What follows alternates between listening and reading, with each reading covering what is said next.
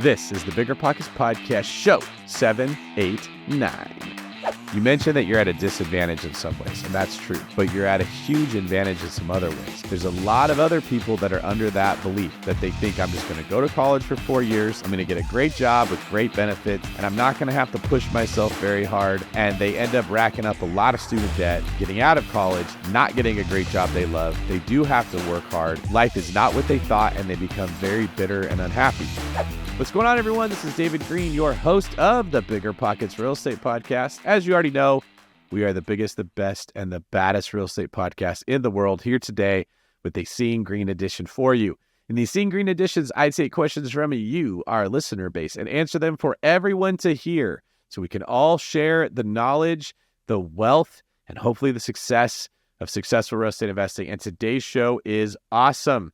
We get into what to do when you can't find any good deals. Anybody have that resonate with them? Does that sound familiar? Someone needs out of Florida, and where should they buy? This is a really good question where we get into how to identify the next emerging market. If a hard money loan or a private money loan should be extended, and if so, how the deal should be structured. What to do when your hard money loan is coming due, plus a story from a 17-year-old that recently lost his parents, is living with his grandparents, has $100,000 coming, and wants to know what the best way to set his life up for future success would be. All that and more in today's Seeing Greene. All right, before we get to our first question, everybody, I've got a quick tip just for you. Remember, there are lots of ways that you can get information from real estate and lots of BiggerPockets episodes you can listen to, but only the most recent ones have data that is relevant to today's changing market conditions. Rates are bouncing up and now coming back down. Every time rates go down, the markets get hot. Every time they go up, they slow down a little bit. People are moving from state to state, and different laws are changing all the time. What does that mean for you? The market that you're investing in now is very different than it was even a month ago. And if you're listening to out-of-date information that isn't relevant, it won't be as helpful to you. So make sure you catch all of the new and recent episodes that we're putting out so you can stay up to date with the current, most relevant information to help you build wealth through real estate. All right, thanks for being here. Let's get to our first question. Hi, David. My name is Tamara Johnson, and my husband and I are looking to purchase our first property. We live in Frederick, Maryland, which is about 1 hour outside of D.C., and we've been working with the realtor now for about 6 months. We found some really nice properties, potential rental properties, but the problem is the earning potential monthly hasn't been too great. The most we've seen is about 100 to a little less than 300 per month. And we have about $50,000 that we've set aside in cash, assets, and we were intending to use that to put down 20%. We have, some other resources if we need to put down more than the 50,000 to reach that 20% marker. But we're just wondering, should we be putting so much of our cash assets into a property that we may not have the potential of earning much monthly? We also know that we can get greater return if we purchase a foreclosure or at an auction. But as first-time investors, is it really realistic for us to consider those venues, understanding that those are generally dominated by experienced investors with much larger portfolios? So we're just trying to understand what's realistic. Is our standard too high? And should we just wait to invest? I know it's hard to kind of nail down when the best property comes along, but we're just wondering, $100 to $200, is that realistic right now for the interest rates and the housing market? Any advice that you have would be greatly appreciated. Thank you. Hey, thank you for this, Tamara. You articulated your position and your challenges very well. So let's get down to answering this question. Unfortunately, the position you and your husband are in is somewhat par for the course right now. We have too much demand, not enough supply. A lot of people want to be investing in real estate right now, same reasons that you do.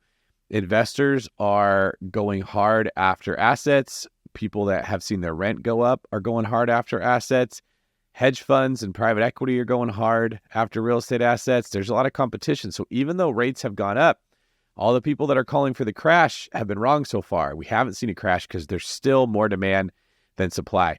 What that means is it's harder for investors to make a deal work. Now, if you're finding something that's cash flowing $100 to $300 a month, that's actually pretty good. I mean, a lot of the clients that I'm seeing, they aren't finding cash flow at all. Everybody's looking really hard to find anything that comes out positive. And when they do, it's usually not the numbers that we saw 4 or 5 years ago.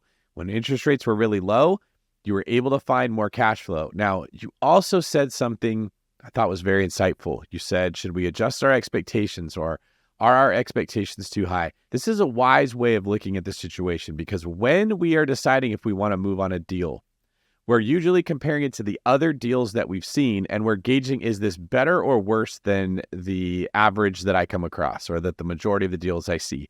Well, if you're used to seeing $500 or $600 a month in cash flow, and now you're seeing $200 or $300 a month in cash flow, it can feel like it's not a good deal. You shouldn't buy the property.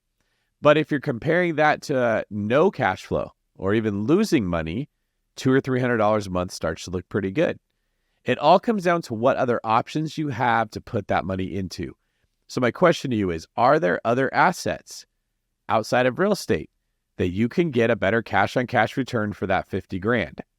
And if so, do those other alternatives still look better when you include long-term pay down of the loan, long-term appreciation, potential for rising rates, tax benefits of real estate? Really, instead of comparing deals to what you could get yesterday, you have to compare deals to what you can get today. Now, you also mentioned, should you wait for a foreclosure? Should you buy at auction?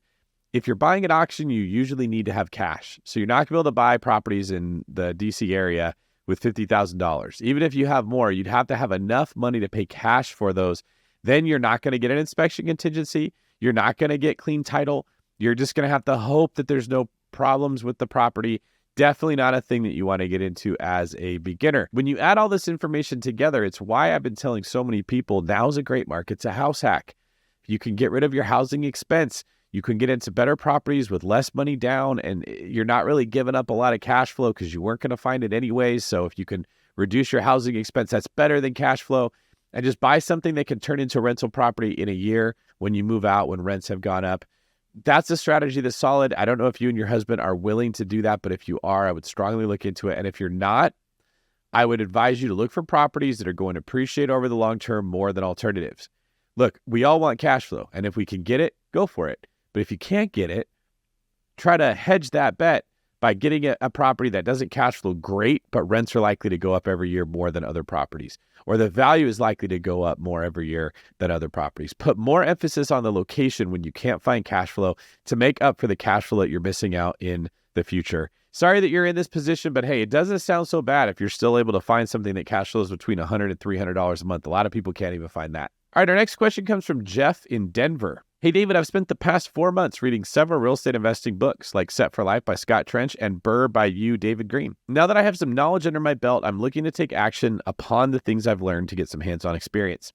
I'm looking for some advice on where to get started and what you would recommend for my situation and the thought process on how to get started.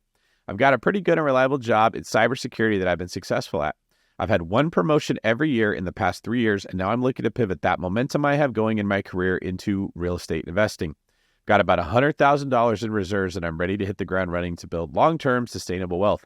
What I would like to do is purchase distressed properties and BRRRR them to start off with a strong equity position, recover my invested capital to improve the velocity of my money. Also, instead of long-term rent as the second R in BRRRR, I want to implement short-term rentals with a property manager once I've rehab to increase cash flow. Yeah, that's still a BRRRR. It's just a BRRRR of a short-term rental. What you're describing sometimes we call a BRRRR stir or an Airbnb BRRRR. There's a couple cute ways that people refer to this, but it's still the BRRRR method. You're just renting it out as a short-term rental instead of a long-term rental. Am I thinking about things the right way? Would you be taking a different approach if you're in my position? And do you have any tips or tricks for how I can start to find good BRRRR deals? I've had a tough time meeting wholesalers and finding good deals, so at this point I'm considering starting a direct mail campaign so that I can control my own deals in a competitive market. I appreciate everything you've done and continue to do for the community. Thanks very much, David. All right. Thank you for the question, Jeff. I'm going to start with the bad news, and then we're going to move into the good. As you guys are listening to this, BiggerPockets members, are you noticing similar patterns are coming up with every question?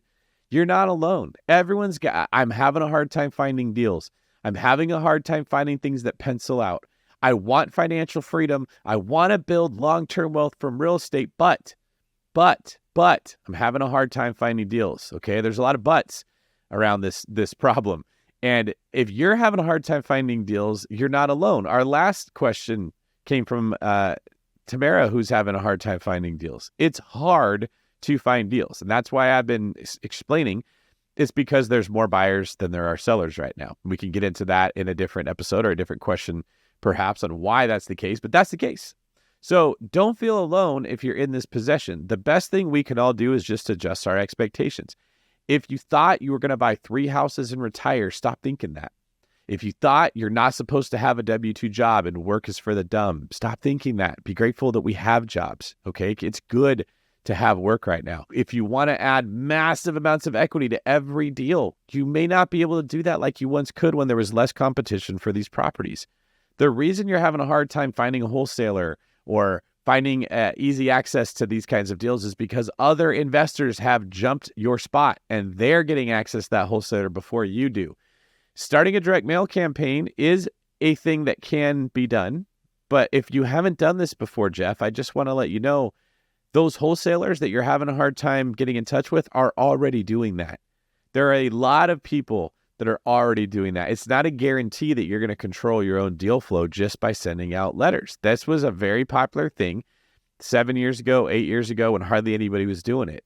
Tons of people are doing it. There are franchises like We Buy Ugly Houses that are out there teaching people how to send letters. In fact, there's so many people sending letters that there are now companies that will write your letters for you and have made profit themselves by selling their services to people like you that want to write letters. That's how many people are sending direct mail to these properties. Now, I don't want to discourage you because I think you're doing the right thing. I do want to adjust expectations. We are routinely going to see these same questions popping up, the same problems. I'm having a hard time finding deals. It's probably not going to change anytime soon. The word is out. Real estate investing is awesome.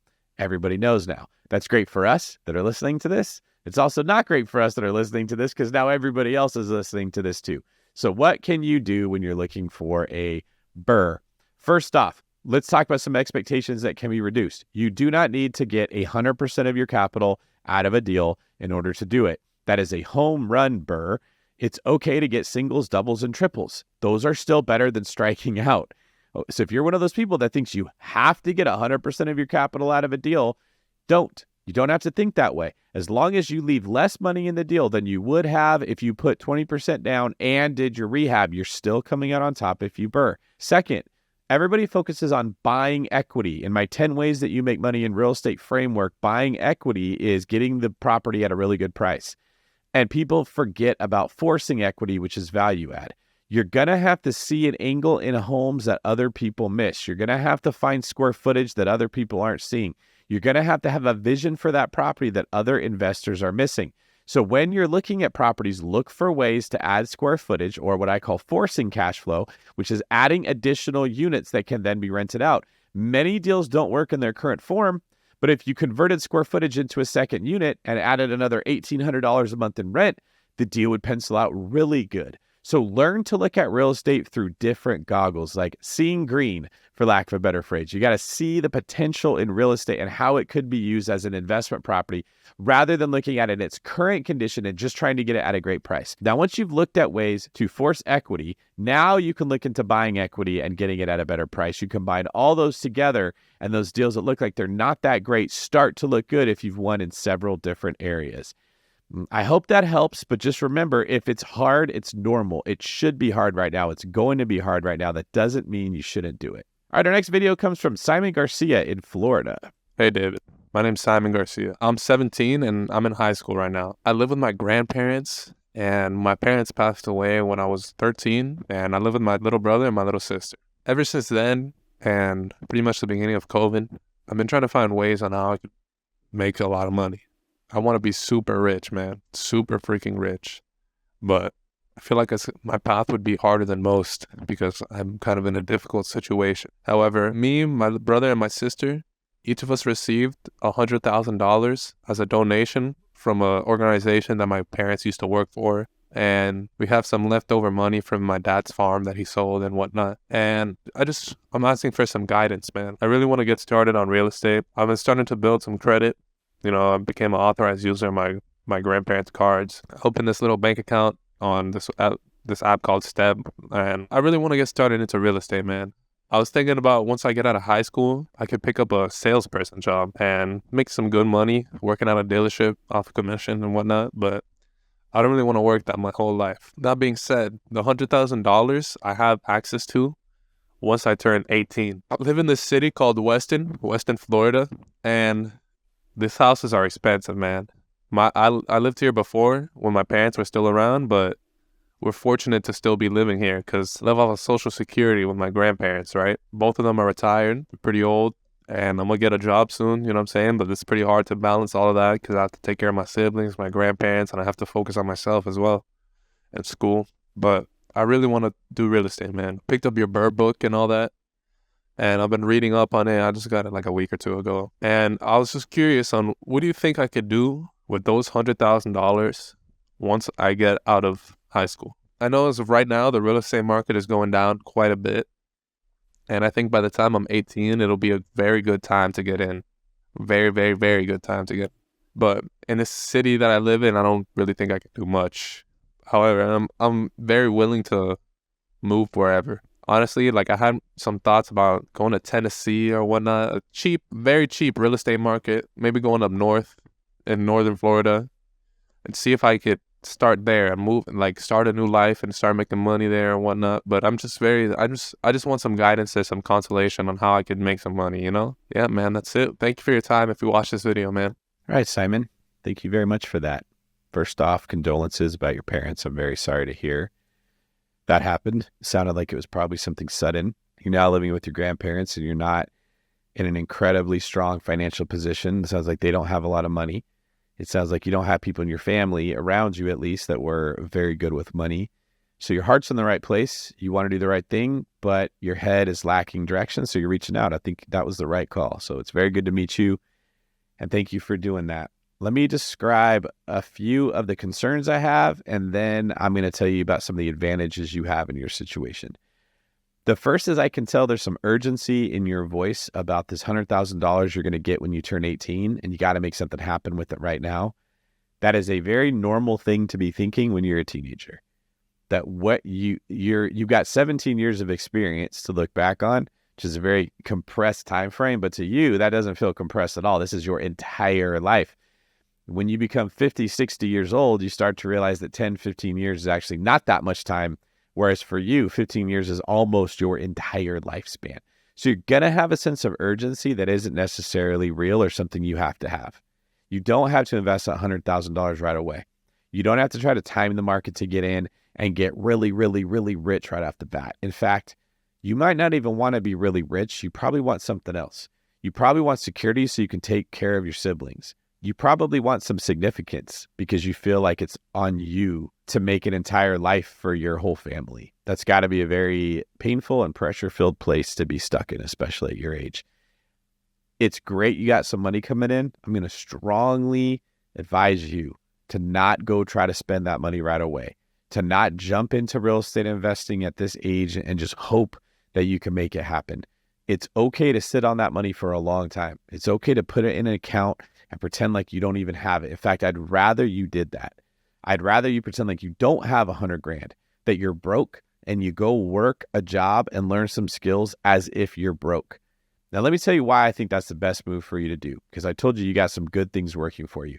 You mentioned that you're at a disadvantage in some ways, and that's true, but you're at a huge advantage in some other ways, and it's that you don't have a safety net. You're not comfortable. You don't have mom and dad or other people planning a path for you that you think you just got to follow along fat, dumb, and happy, and you're going to end up in Richville. There's a lot of other people that are under that belief that they think I'm just going to go to college for 4 years. I'm going to get a degree. I'm going to get a great job with great benefits that's fulfilling, and I'm not going to have to push myself very hard. And they end up racking up a lot of student debt, getting out of college, not getting a great job they love. They do have to work hard. Life is not what they thought, and they become very bitter and unhappy. And sometimes they go try to have kids to make themselves feel better or get in a relationship that's not right for them to make themselves feel better. And it leads to even more bitterness. And then that can lead to drug abuse and alcohol abuse and other problems that just compound when we have the wrong expectations for our life. It is much healthier, in my opinion, to look at life like a competition between you and all the other people that also want to be rich. between you and all the other people that also want that job that you want, between you and all your coworkers. And your goal every day is to go outwork every coworker you have and to learn as much as you can about that industry as you can in that day. I got this mentality from playing sports. So when I would go to basketball practice, every practice was an opportunity to get better, and I was only going to get one shot at that day. I had to learn everything I could from my coach or the scrimmage or my teammates or my competition, whatever life had to teach me. I had to learn everything I could in that one day, because tomorrow was going to be a different day and it was not going to have the same lessons for me that that day had. And I went after it with a sense of urgency. I went after it like, I don't want to waste anything. I want to get all of it. And then I built on that from one day to the next. Now I took that attitude into the jobs that I would work. I got a job as a waiter and I worked my tail off and I learned everything I could every single day. And I slowly built more knowledge, more skill, more competency, built more trust with my employer, started to get raises, started to get promotions, started to get better sections, eventually worked that into going at a better restaurant, started the process over. I was making 4 or 5 times as much money as the other kids that were my age because of the approach I took to work. You have that same advantage because, like me, I didn't have anyone showing me the way. I didn't have anyone laying a path out for me. I had to go figure that path out on my own, and I had a sense of urgency. I was hungry. You have that same hunger. I want to see you using it. Don't fall for, I want to make a bunch of money day trading. I want to make a bunch of money trading in crypto. I want to be smarter than the market. Everyone's trying to outsmart the market at your age. Take the path less traveled. Say, I want to outwork the market. I want to outwork my competition. I want to be more humble than the other people that are trying to get the same job I'm trying to get. Bust your butt every day, doing the best job you can in the opportunities that you get, and then look for new ways to do the same thing. You need to become addicted to hard work. In the book I wrote that's going to be coming out later this year called Pillars of Wealth, I talk about falling in love with the process of becoming great. There is an actual method to that. There is a rhythm to that. Like learning skills and becoming great is a pattern that can be predicted and then executed. And you got to fall in love with that. And so many people don't because they don't like hard work. They think if you're working hard, you're doing something wrong. They listen to podcasts like this because they think, oh, I want to work in real estate so they don't have to work hard. Then they lose to the people going after the same assets who are working hard to get them. So the most important thing for you, Simon, right now is to decide what kind of a man you want to be. Do you want to be a kind of man that works harder than other people, that is more humble than other people, that stays more focused than other people, that when he doesn't want to get up at 5:30 when his alarm clock goes on, you think about your little brother, your little sister, how they need you and they can't do it, and the example you're setting for them? And do you want to take that uphill climb, or do you want to sleep in until 10 o'clock, act like nobody's watching, and try to look for shortcuts? This is a pivotal moment in your life, my man.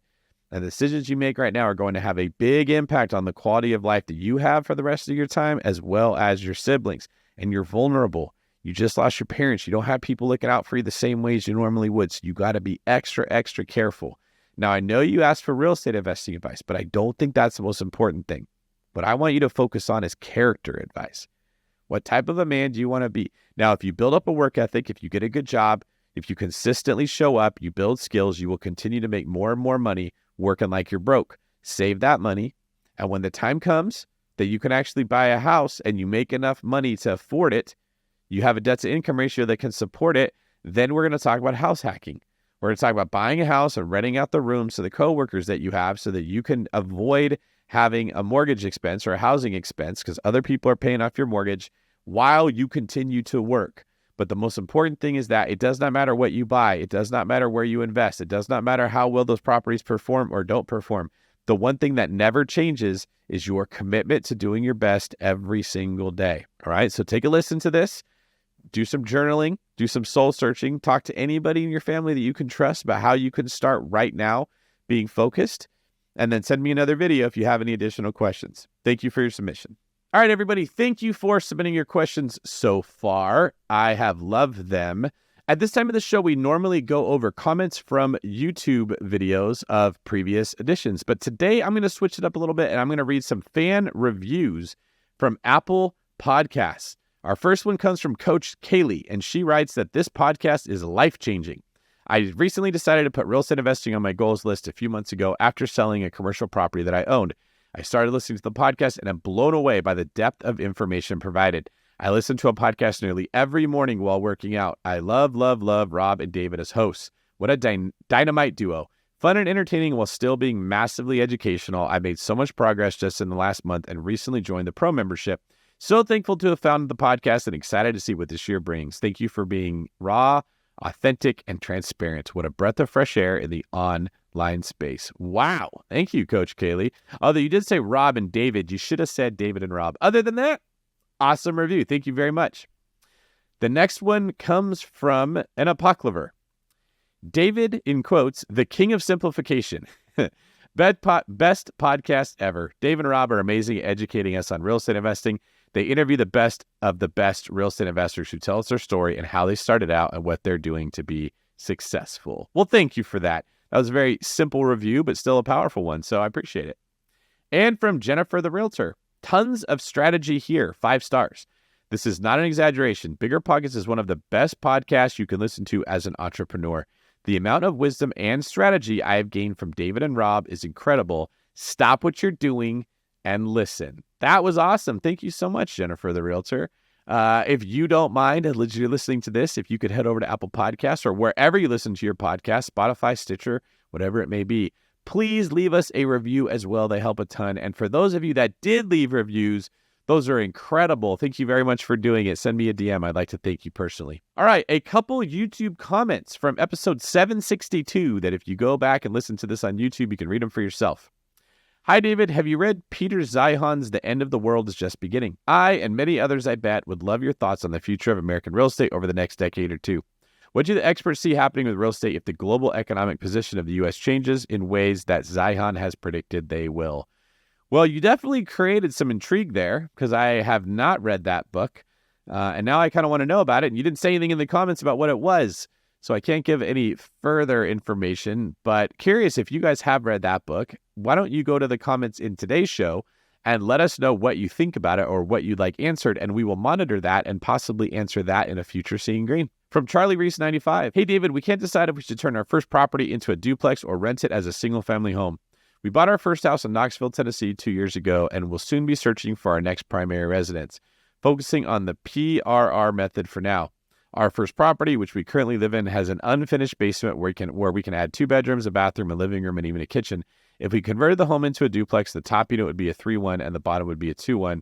Would it be worth the extra effort to convert the home, or would it serve better as a 5-bed, 2-bath, single-family home? Thanks. All right, that's a good question, Charlie. And lucky for you, there's a quick way we can figure this out.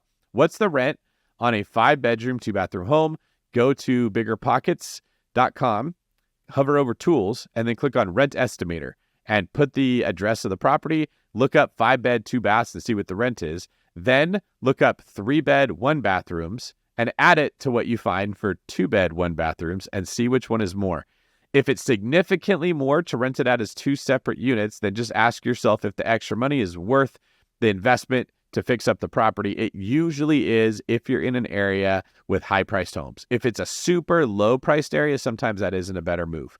But that's all you got to do is compare a 3-1 and a 2-1 and add the rents and then compare that to a 5-2 and see which one's higher and if it's significantly enough higher to justify the extra expense. All right, guys, we love and we appreciate your engagement, so please continue to do so. Just like, comment, and subscribe on this YouTube channel. And if you're listening on a podcast app, take some time to give us a rating and an honest review. We want to get better and stay relevant, so drop us a line and take that poll if you're listening to it on Spotify.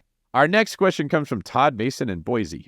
Hey, David. My name is Todd. I'm out here in Boise, Idaho.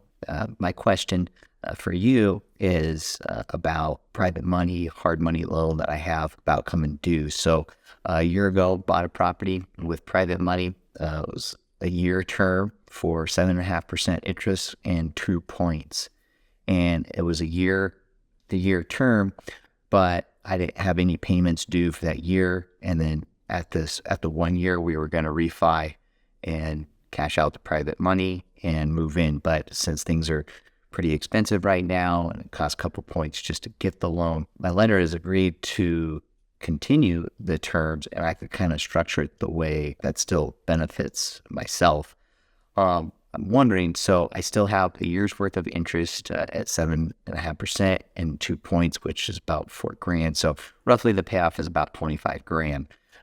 I can afford to pay it off and restructure for another year term going forward, I could either do interest only, or I could amortize it for 30 years and then have another payoff date at a year from now. I could either wrap the points and the interest into the total mortgage and amortize that if I'd like, and not pay any money out of my pocket. And I would still cash flow. I use the property as a short-term rental here in Boise. It would still cash flow with that payment, but it's a little tighter than I would like to have. My question to you is, I know that it's better to pay off a loan with tomorrow's dollars than today with inflation and so forth. If you're in this situation, my gut would tell me, and my conservative gut tells me, to just pay off the past year with the points and structure interest only going forward. I would still be able to bank up a bunch of cash flow for the year and then continue to figure it out. Then at the next year, we'll see where we're at. Obviously, we won't really know, but that would be my question to you. What would be the best way to structure this deal going forward? Wrap it and reduce the cash flow, or just pay off the debt, go interest only, or interest only and amortize it, so it'd be principal and interest for the next year? Any thoughts on this matter would be greatly appreciated, and kind of help me to just get the Jesus flowing of how to move forward. Again, appreciate your help so much. Thank you. All right. Thank you, Todd. Let's go over a couple principles here. So in general, as the borrower, it is better to make interest-only payments than interest and principal, because it just keeps a little bit more in your pocket. However, if you're not great at saving money, I tell people they should amortize the loan, which means a portion of your payment will go towards the principal, not just the interest, and the payment will be higher, but you will be paying off the loan as you do it. So if you're good at saving money, you can go with interest only. If you're not, you probably want to be more conservative and include principal payments. Another thing to look at when it comes to if you should pay it off with the money you have and save interest, or if you should keep the money that you have, not pay it off, that only makes sense to continue paying interest if you have something else to buy. Are you finding deals out there? Are you finding stuff that gets you excited? You're like, oh man, I really want to go buy this and I really want to go buy that, and the numbers look great. If so, keep your money and put it into more real estate. You're going to get a better than 7% return over owning it for 30 years. That's a no-brainer. But if you're not finding a lot of deals, or if this would light a fire under your butt to go make more money and save more money, I would pay it down. Today's market is tough. We've got high rates or higher rates, and we've got not a lot of inventory. So there's not a ton to buy. This is not a time to be playing fast and loose. Like really everything is just slowed down, right? Getting any real estate is a win right now, where it used to be people like, I want to buy 9 properties in 1 year. Man, if you could just get 1 property a year, you're doing good, because there's a lot of competition. So don't feel pressure to keep all this capital when there's nowhere to go deploy it, because it costs money to keep capital. You're paying interest on that money. You're going to get some kind of a return by paying it down. So if your gut is telling you to pay that thing down and there's not a lot of real estate to buy, I think you should follow your gut. I think 3 years ago, when there was tons of opportunity and rents were going up every year, we were printing all this money, values of real estate was going up, tax benefits were really, really favorable to people buying real estate. Sure, it made more sense to buy, and my advice tended to skew that way, but we're in a little bit different of an environment. So I would not feel pressure to borrow money that you have no way to use. Hope that helps. Thanks for the question. All right, from Kendrick in Albuquerque, New Mexico. Hi, David. I'm currently in a fortunate situation after an unfortunate life event.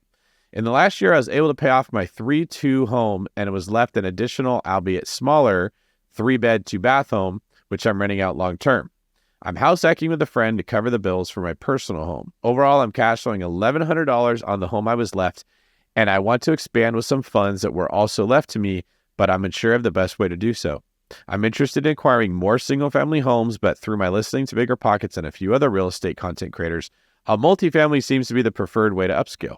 Could you give me your thoughts on my situation? Is there a glaring benefit to a small multifamily, like 4 units, that I may not be seeing? Thank you. All right, Kendrick, let's break down the differences between multifamily and single family. Multifamily will usually cash flow more for obvious reasons. You have more units to rent out. And even though each unit tends to rent for less than a single family home, there are more of them, so the total rent is higher. but they tend to appreciate less because there's less people to buy them. They don't go up as much as single-family homes do. Multifamily homes are harder to increase the value of. It's harder to value add to a multifamily home. It is what it is. You can fix up the kitchens, you can fix up the bathrooms, but there's usually not a ton to do. And the people that are renting them are usually not expecting to get a really nice kitchen or a really nice bathroom, so you don't add a ton of value when you fix them up. Single-family homes, on the other end, can have more value added by fixing them up because you're not selling to an investor. You're selling when you exit to a person who just wants a house to live in, who will pay more for a pretty house. Down payment options. When you're buying a fourplex, you're usually going to have to put down 20%. Sometimes you can do 15% depending on the loan product. Same for triplexes.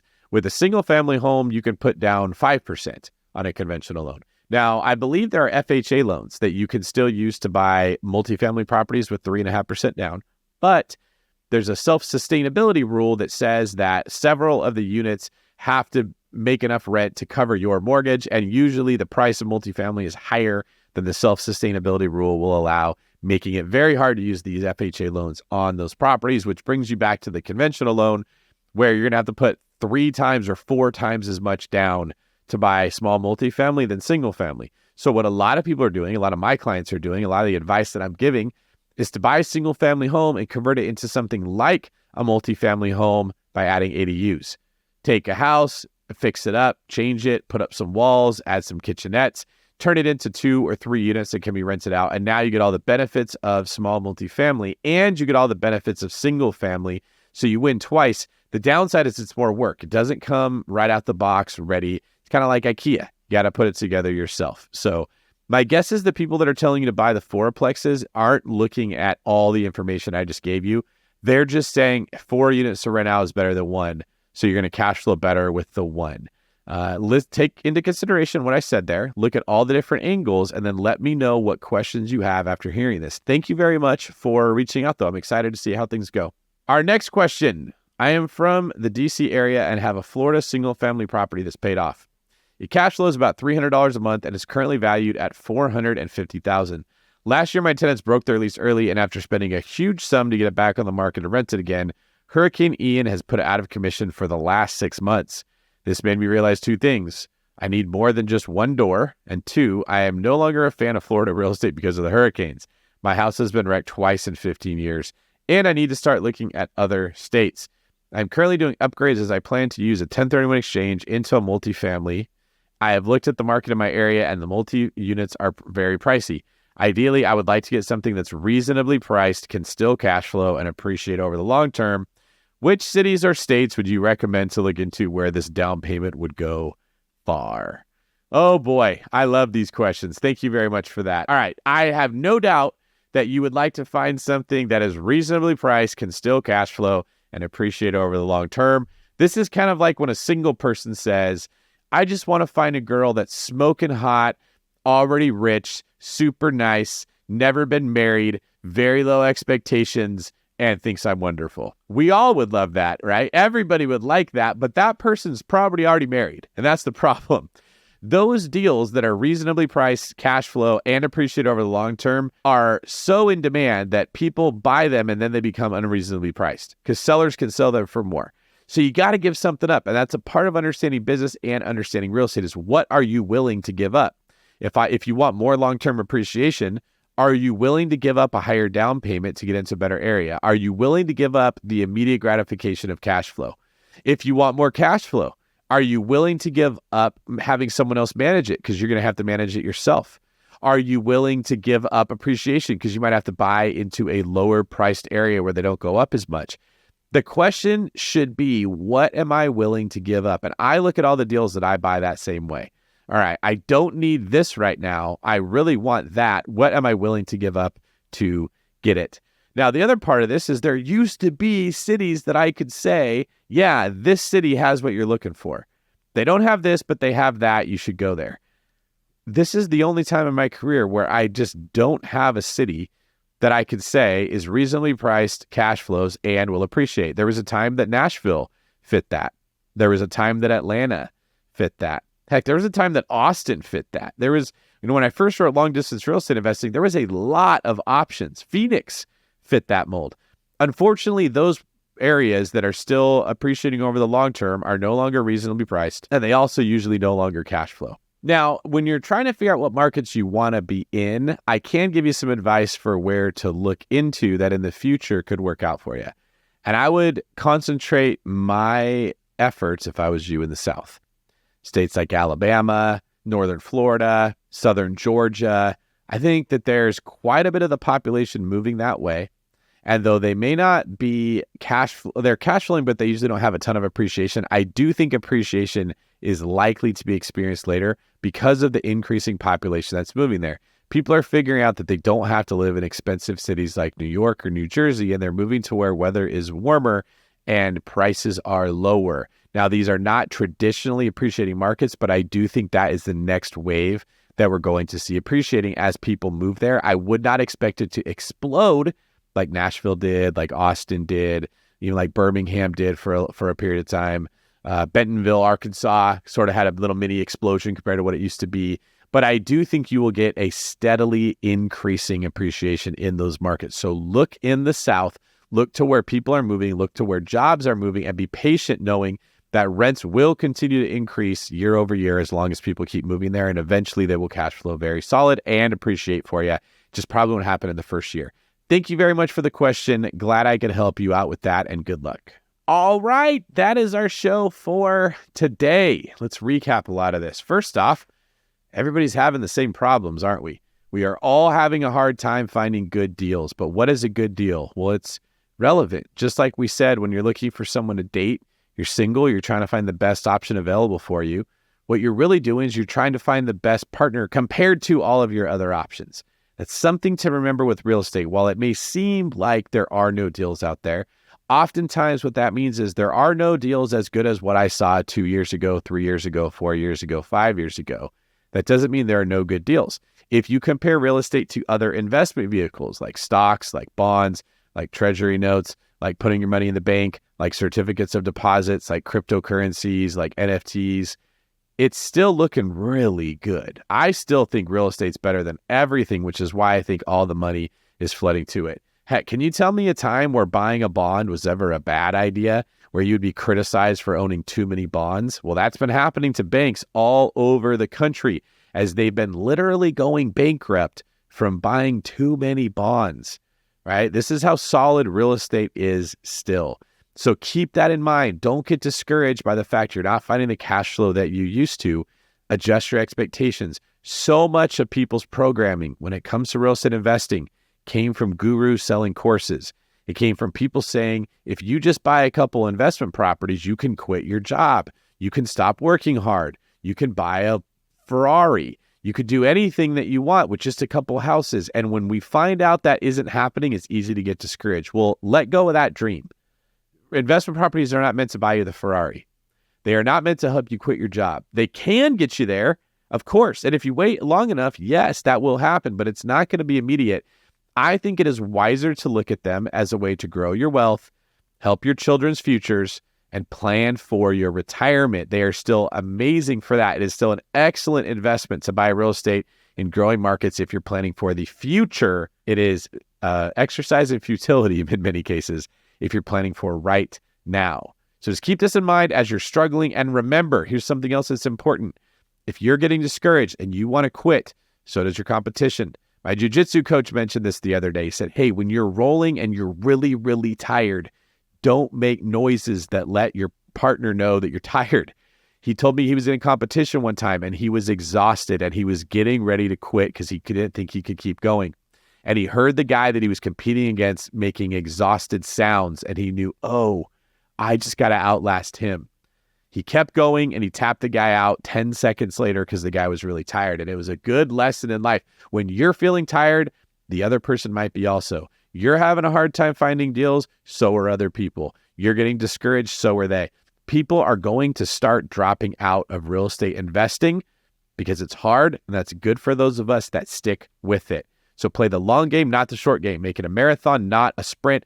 Broaden your expectation and your timeline for when you need to get the return, and you will come out on top. Thank you guys very much for joining me with Seeing Greene here today and staying the course. If you'd like to be featured on the show, Head over to biggerpockets.com/David and submit your question there. If you'd like to communicate with me directly or see what I got going on, follow me on Instagram or your favorite social media at DavidGreene24, and check out my new website, davidgreen24.com, to see all the things that I got going on. Thank you guys very much. I will see you next week.